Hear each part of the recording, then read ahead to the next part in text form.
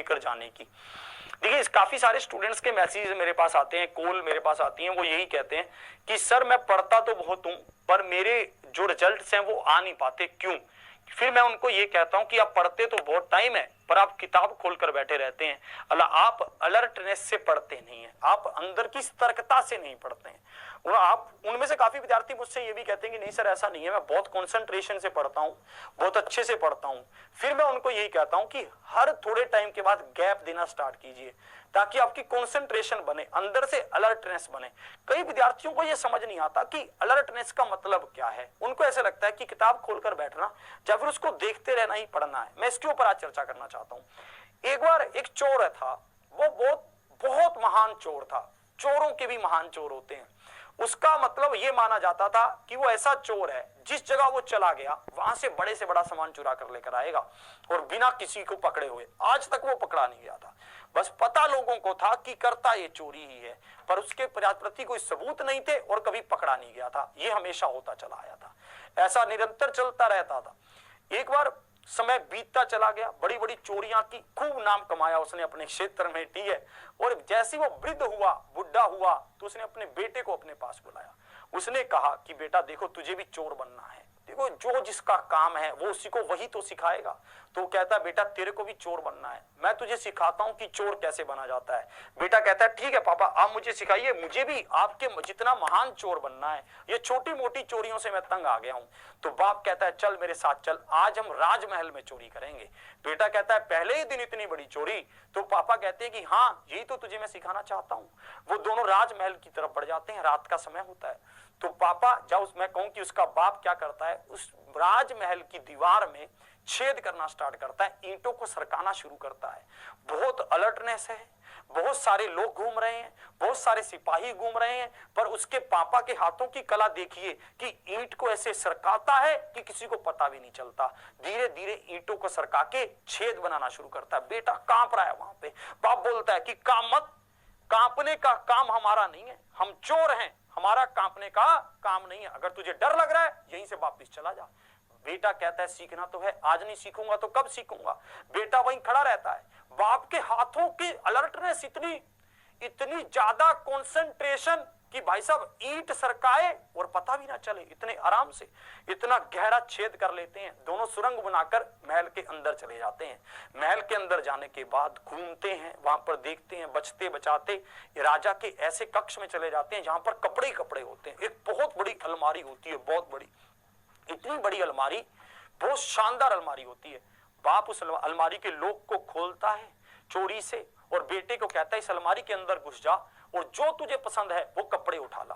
बेटा उस अलमारी के अंदर घुस जाता है। बेटा उस अलमारी के अंदर घुसता है, बाप बाहर से लॉक बंद करके अपने घर भाग आता है चुप। और भाई साहब क्या करता है, आते आते बाहर आवाज भी लगा जाता है, अंदर चोर है चोर है चोर है। भाई साहब भीड़ मच जाती है, पूरा राजमहल इकट्ठा होने लगता है। बेटा देखता है कि बाप तो चला गया, आवाज भी आ रही है उसकी कि चोर चोर चिल्ला कर गया है। बेटा कहता है ये बाप कैसा, आज तो ये मरवा के गया है, ये कहता तो तुझे सिखा कर लाऊंगा और ये तो मरवा के चला गया। बेटा कहता कि मैं करूं क्या, अब अंदर फंस गया। पर शरीर में उसने देखा कि एक अलर्टनेस आ गई है, ऐसा शरीर पूरा सतर्क हो गया है अंदर से। सिर्फ दिमाग में ये बात घूम रही है कि यहां से निकलूं कैसे, सिर्फ दिमाग में ये बात घूम रही है कि यहां से निकलूं कैसे। और ये भी सोच रहा है कि जब लोगों को पता है कि अगर मैं तो बाहर से बंद हूं, मैं निकल भी नहीं सकता, तो थोड़ा सा और गहराई से सोचता है, बिल्कुल सतर्क रह जाता है, बिल्कुल इतना ज्यादा सतर्क कि अगर उसके कुछ मतलब उसके दिमाग में और कोई चीज आ ही नहीं रही, उसको कुछ नहीं दिख रहा कि अच्छे कपड़े पड़े हैं, गहने पड़े हैं, आभूषण पड़े हैं, बिल्कुल अलर्टनेस। बिल्कुल भाई साहब पूरे महल में हंगामा मच गया, पूरे लोगों ने दिए जला दिए। बिल्कुल उस टाइम तो दिए होते थे, मशाले जल गई। भाई साहब लोगों ने एकदम से सब काम कर दिया। वहां पर जब एकदम से मशाले जल गई तो घूमते गमाते एक दासी उस कमरे में भी आ गई देखने के लिए कि कौन है भाई इधर। कपड़ों का वो था, उसने सोचा यहाँ पर तो चोर करने ही क्या आएगा, पर जैसी वो अलमारी के पास से गुजरी उसको कुछ खच खच की आवाज भी सुनी। उसने सोचा चूहा है, बोली सोचा कि चलो खोल कर ही देख लूं। जैसे उसने उसको खोल कर देखा तो अंदर से आदमी था। उसने एकदम से जो दिया था उस पर फूंक मारी और ऐसा भागा महल से बाहर भाग गया, उसने पीछे मुड़कर नहीं देखा कि जिंदगी में पीछे क्या हो रहा है। भाई साहब सिपाहियों ने देख तो लिया, उसके पीछे दौड़े, सिपाही उसके पीछे दौड़े, एकदम से वो दौड़ता गया, महल के बाहर निकला और जो वहां पर कुआं था उसके अंदर पत्थर फेंका और दूसरी दिशा में भाग गया। सिपाहियों को लगा कि ये कुएं में कूद गया बचने के लिए, और भाई साहब सिपाहियों ने कुएं को घेर लिया और वो अपने घर पहुंच गया। जैसे घर पे पहुंचा, जाकर देखा पापा तो सोए हुए हैं, बाप तो सो रहा है, भाई चद्दर लेके सो रहा है। बाप बोला क्यों, तो क्या हुआ? भाई साहब बेटा आता है, एकदम से चद्दर खींचता है, कहता है क्या तुम्हारा मरवाने का इरादा था तो यही मार देते, आप मुझसे चाहते क्या थे, लेकर ही क्यों गए थे? तो बाप उसको कहता है तुझे बताना चाहता था कि तू जिस चीज को अलर्टनेस सोच रहा है ना, वो उसका क्षणिक भर भी नहीं है।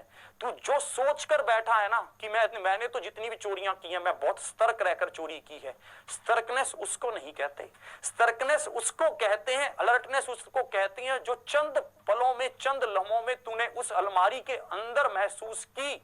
जब तू अपने घर पे बैठा है, जब तू छोटी चोरी कर रहा है, तब तो तू कैसे भी कर लेगा, पर बड़ी चोरी करने के लिए, बड़े कुछ हासिल करने के लिए तुझे क्या चाहिए? वैसी अलर्टनेस चाहिए।